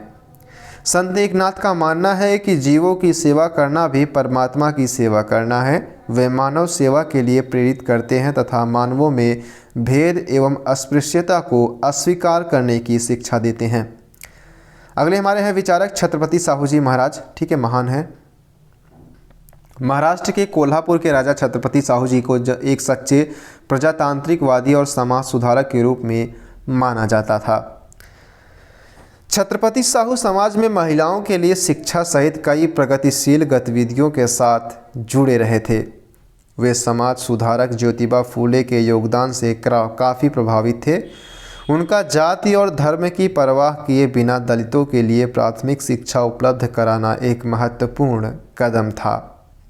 उनका कार्यकाल 1884 से 1922 तक रहा। वे भोसले वंश के महाराज थे। उनकी जाति मराठा कुनबी थी और साहू जी महाराज समाज सुधार के कार्यों के लिए इतिहास में प्रसिद्ध हुए। उनके समय में कोल्हापुर देश का पहला इलाका बना जहां अवर्ण जातियों के लिए सरकारी नौकरियों में आरक्षण 50% लागू किया गया। वहीं कोल्हापुर में अब्राह्मणों को पुरोहित बनाने का काम साहू जी महाराज के समय में हुआ। उनके कार्यकाल में कोल्हापुर में बालिका विवाह पर पाबंदी लगा दी गई और विधवा विवाह को मान्यता दी गई। बाल गंगाधर तिलक इन सामाजिक सुधारों के विरोधी थे। वहीं छत्रपति साहू ने गरीबों के सामाजिक उत्थान के लिए अपना जीवन समर्पित किया। उन्होंने हमेशा निचली जातियों के विकास और कल्याण पर बल दिया। उन्होंने सभी को शिक्षा और रोजगार उपलब्ध कराने के प्रयास किए और साहू जी महाराज ने दलित वर्ग के बच्चों को मुफ्त शिक्षा प्रदान करने की प्रक्रिया शुरू की। उन्होंने छात्रावास स्थापित किए और बाहरी छात्रों को शरण प्रदान करने के लिए आदेश दिए। छत्रपति साहू के शासन के दौरान बाल विवाह को प्रतिबंधित किया गया था। उन्होंने अंतरजातीय विवाह और विधवा पुनर्विवाह के पक्ष में समर्थन की आवाज़ उठाई। इन गतिविधियों के लिए छत्रपति साहू समाज को कड़ी आलोचना का सामना करना पड़ा। वह लंबे समय सत्य शोधक समाज अर्थात फूले द्वारा गठित संस्था के संरक्षक भी रहे। महान शासक और सामाजिक विचारक छत्रपति साहू जी महाराज 6 मई 1922 को निधन हो गया इनका। बात करते हैं छत्रपति साहू जी महाराज के जीवन से मिलने वाली शिक्षाओं की। जो छत्रपति साहू जी महाराज जातिवाद का कड़ा विरोध करते थे। उन्होंने कहा है कि जातिवाद का अंत जरूरी है, जाति को समर्थन देना अपराध है। हमारे समाज की उन्नति में सबसे बड़ी बाधा जाति है। जाति आधारित संगठनों के निहित स्वार्थ होते हैं और निश्चित रूप से ऐसे संगठनों को अपनी शक्ति का उपयोग जातियों को मजबूत करने के बजाय इनके खात्मे में करना चाहिए। ऐसा कहकर वे जाति भेद का विरोध करते हैं और प्रेरणा देते हैं। साहू जी महाराज सामाजिक न्याय एवं समता मूलक समाज की स्थापना के लिए प्रतिबद्ध थे। उनके कार्यों से भयभीत विरोधियों की धमकियों से भी वे कभी डिगे नहीं। उनका कहना था कि वे गद्दी छोड़ सकते हैं परंतु सामाजिक प्रतिबद्धता के कार्यों से पीछे नहीं हट सकते। उनकी प्रतिबद्धता हमें अपने सिद्धांतों एवं लक्ष्यों के प्रति सतत प्रयत्नशील एवं प्रतिबद्ध बने रहने की प्रेरणा देती है। साहू जी महाराज को आरक्षण व्यवस्था का जनक कहा जाता है और समाज में सभी की भागीदारी एवं सभी को अवसर की समानता प्रदान करने की देन उनके दर्शन का ही हिस्सा है। उनका नारा था, जिसकी जितना संख्या भारी उसकी उतनी हिस्सेदारी। वह जिसकी जितनी हिस्सेदारी उसकी उतनी भागीदारी, जिसकी जितनी भागीदारी उसकी उतनी जिम्मेदारी। वाह, चलिए एक बार फिर से देखते हैं कि जिसकी जितनी संख्या भारी उसकी उतनी हिस्सेदारी, वह जिसकी जितनी हिस्सेदारी उसकी उतनी भागीदारी, जिसकी जितनी भागीदारी और उसकी उतनी जिम्मेदारी। राजा राम मोहन राय की बात करते हैं। राजा राम मोहन राय का जन्म 22 मई 1772 को बंगाल के हुगली जिले के राधानगर गांव के एक रूढ़िवादी ब्राह्मण परिवार में हुआ। शुरुआती शिक्षा गांव में पाने के बाद वह उच्च शिक्षा के लिए पटना आ गए, जहां वे संस्कृत, अरबी व फारसी भाषा और कुरान व अन्य इस्लामी किताबों से वे अवगत हुए। पटना से लौटने के बाद राजा राम मोहन राय ने हिंदू समाज में फैली कुरीतियों, अंधविश्वासों, मूर्ति पूजा एवं पाखंडों पर निबंध लिखने प्रारंभ किया और करीब 15 वर्ष की आयु में उन्होंने एक छोटी सी पुस्तक लिखी थी, जिसमें उन्होंने मूर्ति पूजा का यह कहकर खंडन किया कि ऐसा वेदों में नहीं कहा गया है। उनके ऐसे कार्यों से नाराज उनके कट्टरवादी परिवार ने उन्हें घर से निकाल दिया और कुछ साल बाद वे वाराणसी पहुँचे और संस्कृत व हिंदू दर्शन का गहन अध्ययन किया। सन 1803 में उनके पिता का देहांत हो जाने के कुछ समय बाद वे मुर्शिदाबाद चले गए। वहाँ पर उन्होंने तुहफात उल मुवाहिदीन अर्थात एकेश्वरवादियों को एक उपहार नामक निबंध फारसी में लिखा। उन्होंने धर्मों के तुलनात्मक अध्ययन पर बल दिया और एकेश्वरवाद की विशेषताओं की तरफ संसार का ध्यान आकर्षित किया। राजा राम मोहन राय ने 1803 में ईस्ट इंडिया कंपनी के राजस्व विभाग में नौकरी करना शुरू किया और 1809 में राजस्व अधिकारी जॉन डिग्बी के सहायक बने। अब उन्होंने यूरोप और इंग्लैंड की राजनीतिक घटनाओं में विशेष रूप से रुचि ली और डिग्बी इंग्लैंड से जितने भी अखबार और पत्रिकाएं मंगवाते, राजा राम मोहन राय उन्हें बड़े चाव से पढ़ते। उन्होंने 22 वर्ष की आयु में अंग्रेजी सीखनी शुरुआत की थी और सन 1815 में उन्होंने आत्मीय सभा की स्थापना की और इसी समय उन्होंने वेदांत सूत्र का बांग्ला अनुवाद, वेदांत सार का बांग्ला और वेदांत का अंग्रेजी में अनुवाद किया। उन्होंने कुछ उपनिषदों का बांग्ला अनुवाद किया। वेदांत और उपनिषद के बांग्ला और अंग्रेजी में अनुवाद किए जाने का यह प्रथम अवसर था। राजा राम मोहन राय ने लैटिन, ग्रीक तथा हिब्रू भाषाओं का भी अध्ययन किया। उन्होंने 1822 में अद्वैतवादी संस्था के तत्वावधान में एक अंग्रेजी हाई स्कूल शुरू किया। अप्रैल 1822 ईस्वी में राजा राम मोहन राय ने फारसी भाषा में एक साप्ताहिक अखबार मिरात उल अखबार नाम से शुरू किया, जो भारत में पहली फारसी अखबार था। साम्राज्यवादी ब्रिटिश सरकार को राजा राम मोहन राय के धार्मिक विचार और इंग्लैंड की आयरलैंड विरोधी नीति की आलोचना पसंद नहीं आई। परिणामस्वरूप सरकार ने प्रेस की स्वतंत्रता पर प्रतिबंध लगाने के लिए अध्यादेश जारी किया, जिसके विरोध में राजा राम मोहन राय ने मिरात उल अखबार का प्रकाशन बंद कर दिया। वहीं राजा राम मोहन राय ने समाचार पत्रों की स्वतंत्रता के लिए भी कड़ा संघर्ष किया था। उन्होंने स्वयं एक बंगाली पत्रिका संवाद कौमुदी आरंभ की और उसका संपादन भी किया। सन 1828 में उन्होंने ब्रह्मा समाज की स्थापना की और राजा राम मोहन राय ने भारतीय समाज में प्रचलित बाल विवाह, बहुविवाह जैसी कुप्रथाओं के विरुद्ध आवाज़ बुलंद की। वहीं सती प्रथा के विरुद्ध उन्होंने प्रभावी जनमत तैयार कर आंदोलन चलाया। इसके परिणाम स्वरूप लॉर्ड विलियम बेंटिंक ने 1829 में इस क्रूर प्रथा को गैर कानूनी घोषित कर दिया। वहीं सन 1830 में राजा राम मोहन राय ने मुगल बादशाह अकबर द्वितीय के दूत के रूप में इंग्लैंड की यात्रा की और यात्रा की सफलता पर मुगल बादशाह ने उनको राजा की उपाधि से सम्मानित किया। इंग्लैंड के ब्रिस्टल में 19 सितंबर 1833 को अचानक से वे तेज बुखार से पीड़ित हुए और चिकित्सकों के उपचार के बावजूद 27 सितंबर को उनका देहांत हो गया। अब बात करते हैं राजा राम मोहन राय के जीवन से मिलने वाली शिक्षाओं की। तो राजा राम मोहन राय स्त्री अधिकारों के लिए आजीवन प्रयास करते रहे। उन्होंने स्त्री पुरुष समानता पर बल दिया।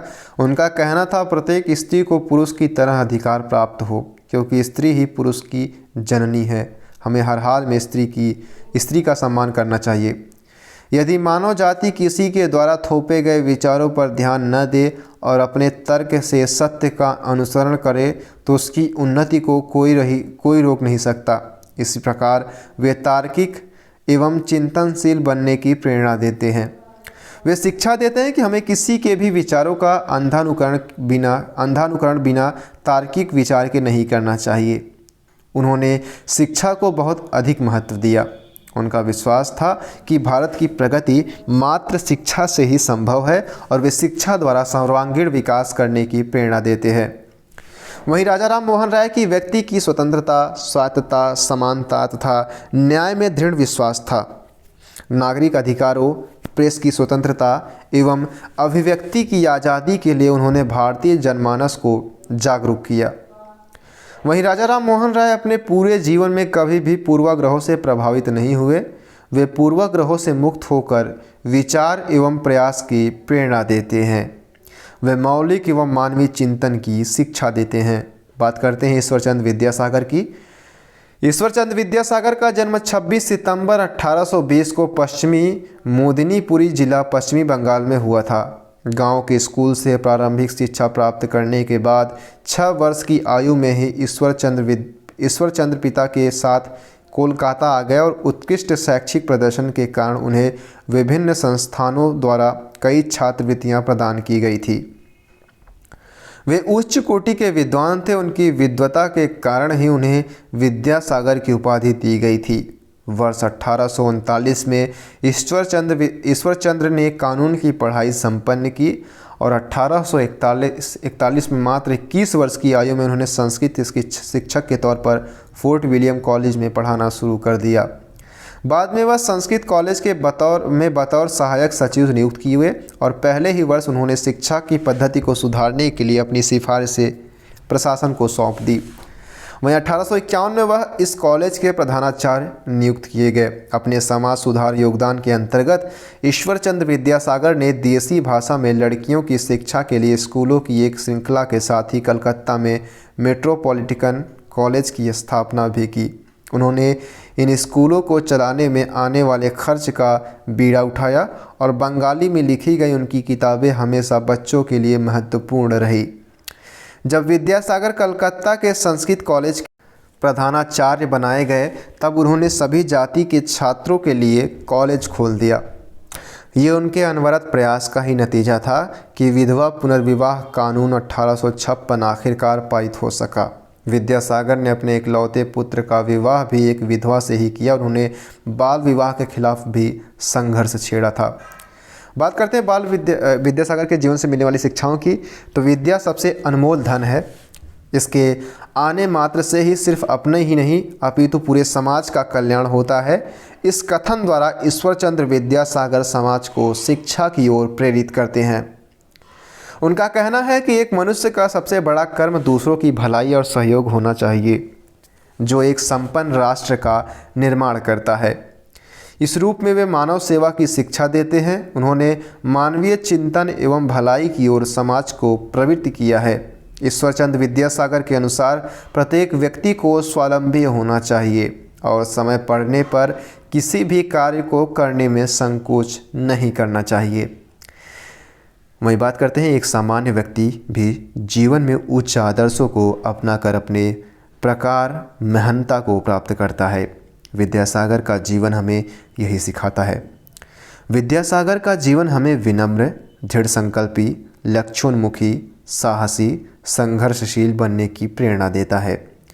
उन्होंने समाज के प्रति अपने निश्चित उद्देश्यों को पूर्ण करने में अपना पूरा जीवन समर्पित कर दिया और विद्यासागर ने समाज में प्रचलित कुरीतियों पर पुरजोर विरोध किया।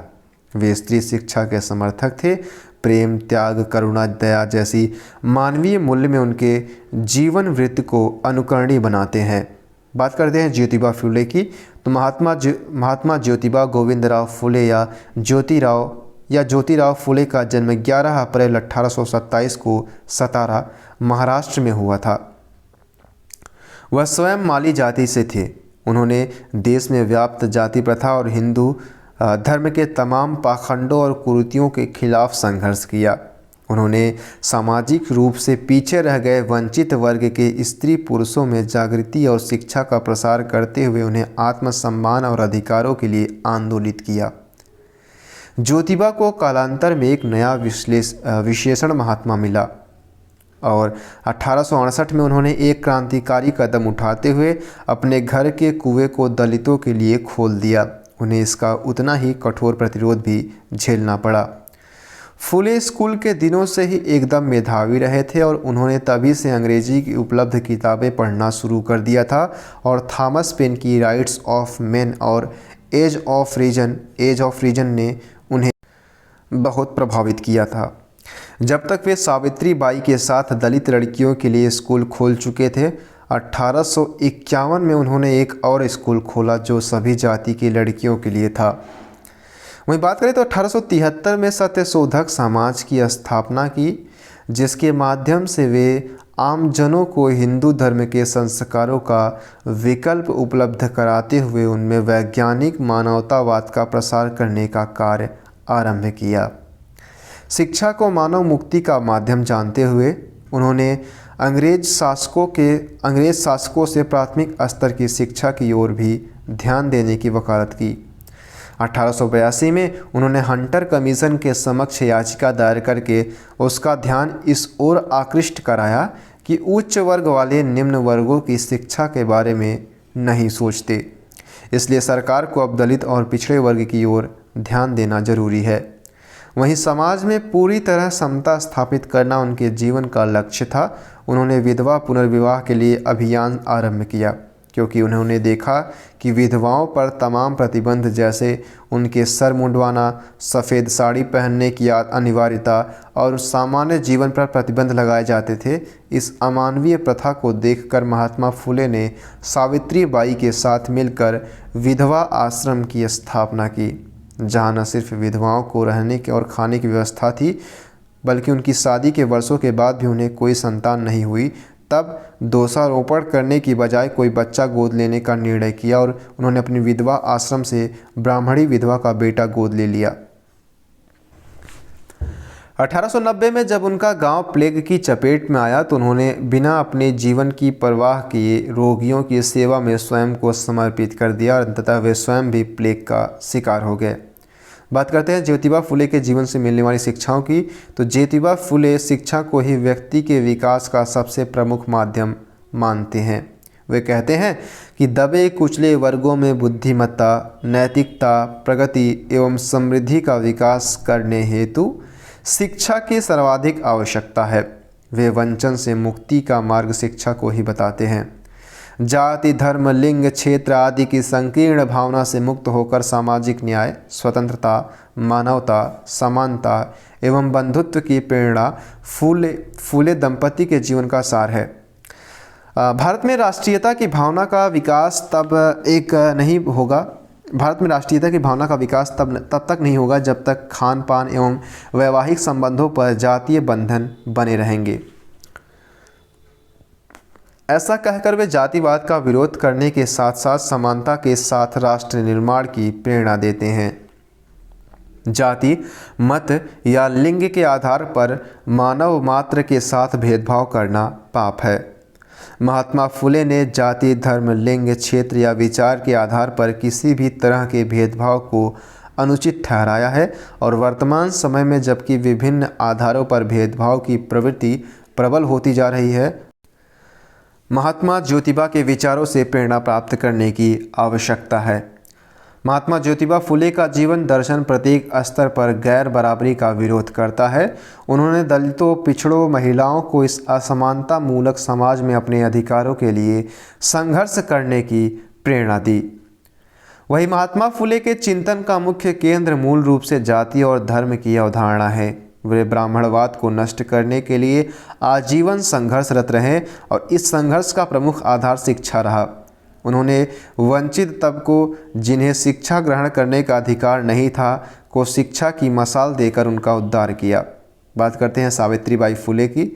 सावित्रीबाई फुले 1831 से 97 का जीवन एक स्त्री की जीवटता और मनोबल को समर्पित है। उन्होंने तमाम विरोध और बाधाओं के बावजूद अपने संघर्ष में डटे रहने तथा अपने धैर्य और आत्मविश्वास से महिलाओं में शिक्षा की अलख जगाने की महत्वपूर्ण भूमिका निभाई। महाराष्ट्र के सतारा जिले में सावित्रीबाई का जन्म 3 जनवरी 1831 को हुआ। केवल 9 साल की आयु में उनका विवाह पूना के ज्योतिबा फुले के साथ हुआ। वह समय दलितों और स्त्रियों के लिए नैराश्य और अंधकार का समय था। विवाह के समय तक सावित्रीबाई फुले की स्कूली शिक्षा नहीं हुई थी और ज्योतिबा फुले तीसरी कक्षा तक पढ़े थे, लेकिन उनके मन में सामाजिक परिवर्तन की तीव्र इच्छा थी। इसलिए इस दिशा में समाज सेवा का जो पहला काम उन्होंने प्रारंभ किया वह था अपनी पत्नी सावित्रीबाई को शिक्षित करना। उन्होंने स्कूली शिक्षा प्राप्त की और अध्यापन का प्रशिक्षण लिया। सावित्री ज्योतिबा दंपति ने इनके बाद अपना ध्यान समाज सेवा की ओर केंद्रित किया। 1 जनवरी 1848 को उन्होंने पूना के बुधवारा पेठ में पहला बालिका विद्यालय खोला और सावित्रीबाई फुले इस स्कूल की प्रधानाध्यापिका बनी। इसी वर्ष उस्मान शेख के बाड़े में प्रौढ़ शिक्षा के लिए एक दूसरा स्कूल खोला गया। दबी पिछड़ी जातियों के बच्चे, विशेष रूप से लड़कियां, बड़ी संख्या में इस पाठशालाओं में आने लगे। इससे उत्साहित होकर फुले दंपति ने अगले 4 वर्षों में ऐसे ही 18 स्कूल विभिन्न स्थानों में खोले। स्त्रियों में शिक्षा प्रचारित करने के लिए सावित्री फुले ने जहां स्वयं शिक्षिका बनकर पहल की, वहीं उन्होंने महिला शिक्षिका की एक टीम भी तैयार की। इसमें उन्हें फातिमा शेख नाम की एक महिला का भरपूर सहयोग मिला। वहीं फुले दंपति ने अब अपना ध्यान बाल विधवा और बाल हत्या पर केंद्रित किया। विधवाएं जब घर से लांछित होकर बेघर कर दी जाती थी, तब उन्हें सहारा देने के उद्देश्य से फुले दंपति ने विधवा आश्रम की स्थापना की और सावित्री अपने सहयोगियों के साथ इन विधवाओं के प्रसव और देखभाल की जिम्मेदारी स्वयं ही उठाया करती थी। उन्होंने विधवाओं को जबरन सर मुड़वाने के खिलाफ स्वयं मोर्चा खोला और 1860 में इस कर्म के खिलाफ सफल हड़ताल का आयोजन किया। इसके साथ ही साथ में सावित्रीबाई फुले ने विधवा पुनर्विवाह में भी महत्वपूर्ण भूमिका का निर्वहन किया। 1873 में उन्होंने पहला विधवा विवाह करवाकर मानव सामाजिक क्रांति की शुरुआत कर दी। वहीं 1853 में उन्होंने बाल हत्या प्रतिबंधक गृह की स्थापना की। इसमें विधवाएं अपने बच्चों को जन्म दे सकती थी और यदि वे शिशु को अपने साथ न रख सके तो उन्हें यहीं छोड़कर भी जा सकती थी। 1855 में मजदूरों के लिए फुले दंपति ने रात्रि पाठशाला खोली। उस समय अस्पृश्य जातियों के लोग सार्वजनिक कुएं से पानी नहीं भर सकते थे, अतः फुले दंपति ने अपने घर का कुआं सर्वसाधारण के लिए खोल दिया और सन 1876 से 77 में पूना नगर के अकाल के चपेट में आ गया। उस समय फुले दंपति ने 52 विभिन्न स्थानों पर अन्न छात्रावास खोले और गरीब जरूरतमंद लोगों के लिए मुफ्त भोजन की व्यवस्था की। वहीं बात करें कि फुले दंपति ने हर स्तर पर कंधे से कंधा मिलाकर काम किया और कुरीतियों, अंधश्रद्धा और पारस्परिक अनीतिपूर्ण रूढ़ियों को ध्वस्त कर गरीबी शोषितों के हित में खड़े हुए। उन्होंने 1874 में काशीबाई नामक एक विधवा ब्राह्मणी के नाजायज बच्चे को गोद लिया और यशवंत राय फुले के नाम से यह बच्चा पढ़ लिख कर डॉक्टर बना। 1890 में महात्मा ज्योतिबा फुले के निधन के बाद सावित्रीबाई ने बड़ी मजबूती के साथ इस आंदोलन की जिम्मेदारी संभाली और 1897 में जब पूना में प्लेग फैला, तब वे अपने पुत्र के साथ लोगों की सेवा में जुट गई। इस कठिन श्रम के समय उन्हें भी प्लेग ने धर दबोचा और 10 मार्च 1897 को उनका निधन हो गया। सावित्रीबाई का सर्वाधिक विरोध महिलाओं द्वारा ही हुआ, जो न सिर्फ उन्हें तरह तरह के ताने मार के प्रताड़ित किया करती थी, बल्कि उनमें से कई महिलाएं तो सावित्रीबाई फूले के स्कूल आते जाते वक्त उन पर गोबर और पत्थर तक फेंका करती थी। ऐसे में उनका कपड़ा और चेहरा गंदा हो जाया करता था, और जब उन्होंने बिल्कुल भी हिम्मत नहीं हारी तब उल्टा इन सब को मुंह तोड़ जवाब देते हुए अपने साथ एक और साड़ी ले जाने लगी, जिसे वह स्कूल जाकर पहन लिया करती थी तथा वापस आते समय फिर वही गंदी साड़ी बदल लिया करती थी। सावित्री न सिर्फ भारत की पहली महिला शिक्षिका थी, बल्कि अपनी लेखनी भी बेहद प्रभावी थी। उनकी लेखनी भी काफ़ी प्रभावी थी। 1854 में उनका पहला संग्रह काव्य फूले प्रकाशित हुआ, जो अपने किस्म का पहला ऐतिहासिक साहित्य सिद्ध हुआ, क्योंकि इसमें उन्होंने मराठी के प्रचलित अभंगों की ही शैली में अपने काव्य को प्रस्तुत किया था। वहीं बात करें सावित्रीबाई फूले के जीवन से मिलने वाली शिक्षाओं की, तो सावित्रीबाई फूले ने दलितों, पिछड़ों और महिलाओं के प्रति सदियों से होते आ रहे शोषण के विरुद्ध शिक्षा रूपी हथियार की वकालत की। उन्होंने सभी को शिक्षा का महत्व बताते हुए शिक्षा ग्रहण करने के लिए प्रेरित किया, और भारत में नारी मुक्ति आंदोलन की शुरुआत करने वाली सावित्रीबाई ने महिलाओं की दयनीय स्थिति के लिए जिम्मेदार धर्म, जाति, ब्राह्मणवाद और पितृसत्ता पर प्रहार किया। नारीवादी आंदोलन का प्रारंभ सावित्रीबाई के महिलाओं के लिए शुरू किए गए प्रयासों के साथ ही माना जाता है। वे देश की सभी महिलाओं को शिक्षा के माध्यम से अपनी मुक्ति एवं अन्याय का प्रतिकार करने की प्रेरणा देती है। वहीं महिलाओं और दलितों को शिक्षा देना प्रारंभ करने के लिए सावित्रीबाई फूले का अत्यंत विरोध हुआ, परंतु वे कठिन से कठिन परिस्थितियों में भी हार नहीं मानती हैं और मुसीबत आने पर भी अपने समाज के साथ खड़ी रहती हैं। उनका पूरा जीवन सामाजिक सरोकार एवं सामाजिक न्याय के लिए समर्पित रहा। वे सामाजिक न्याय के लिए संघर्षरत व्यक्तियों के लिए प्रेरणा का मार्ग प्रशस्त करती थीं। निंदा से डरे बिना काम करते रहने की शिक्षा हमें सावित्रीबाई के जीवन से मिलती है, और सावित्रीबाई हमें सिखाती है कि मानवता से बड़ा कोई धर्म नहीं और मानवता सेवा करना ही मानव का कर्तव्य।